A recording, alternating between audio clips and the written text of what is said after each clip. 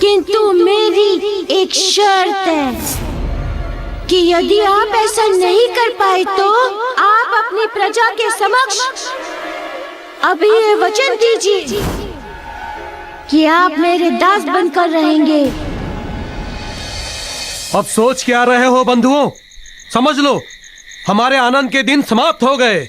यदि उस वानर बालक ने हमारे राजा को अपनी चुनौती की कसौटी पर परास्त कर दिया तो हमारे राजा उसके दास हो जाएंगे और दान बंद हो जाएगा। और जब दान ही नहीं मिलेगा तो कहां से आएगी सुरा और कहां से आएगी सुंदरी? फिर तो हमें खेतों में काम करना पड़ेगा, हल चलाना पड़ेगा, धूल मिट्टी में सनना पड़ेगा। अरे नहीं नहीं भैया, आप सब लोग तो जानते हैं कि हमें खेती से क्या प्राप्त हुआ है। ना सुरा, ना सुंदरी, ना रूपसी, ना नृत्य मिलता है। मिलती है तो बस केवल 2 जून की रोटी, और वो भी सूखी। छी, नहीं नहीं, ये मुझसे बर्दाश्त नहीं होगा। तो फिर तुम क्या करोगे भाई, और क्या करने की सोच रहे हो? मैं सोच नहीं रहा हूँ, मैंने सोच लिया है। हाँ, प्रातः काल होने से पहले हम सब लोग उस वानर को यहाँ से भगा देंगे। ना वो वानर यहाँ रहेगा और ना वो राजा के पास दान मांगने जाएगा। उसके भागने से क्या होगा और उसे भगाने से हमें क्या प्राप्त होगा? वो यहाँ है तो हमें पीड़ा पहुँचा रहा है, और वो कहीं और जाएगा तो दूसरों को पीड़ा पहुँचाएगा। तो क्या? मैं तो कहता हूँ उस वानर बालक को ढूंढकर मार डालते हैं। ना रहेगा बांस और ना बजेगी बांसुरी। हाँ हाँ बंधुओं, चलो अभी उस वानर बालक को ढूंढते हैं और उसका अंत कर देते हैं।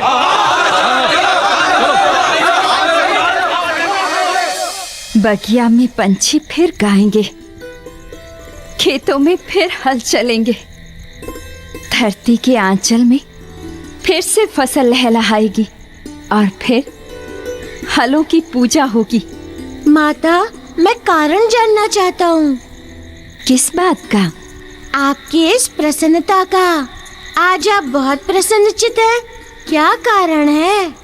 कारण मेरे संकटों के अंत का विश्वास।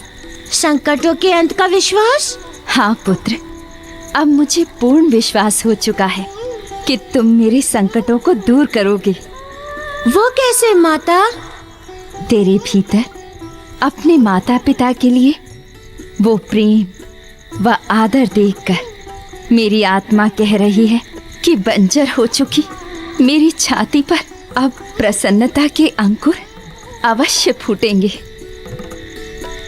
देखो उसे, देखो, यहीं कहीं होगा। ढूंढो उसे अच्छी तरह।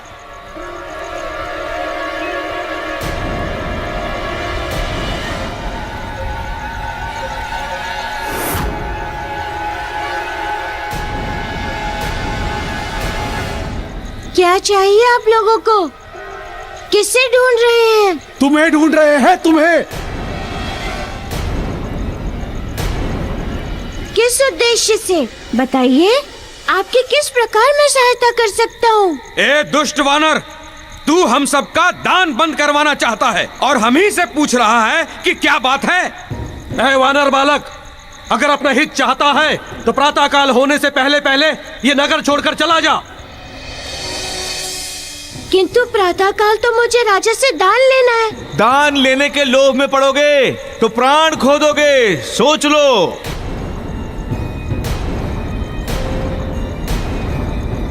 सोच लिया। क्या सोचा? यही कि वचन पूर्ति बिना यहाँ से नहीं जाऊंगा, कहीं नहीं जाऊंगा। कैसा वचन? किसको दिया है वचन? माता को दिया है वचन।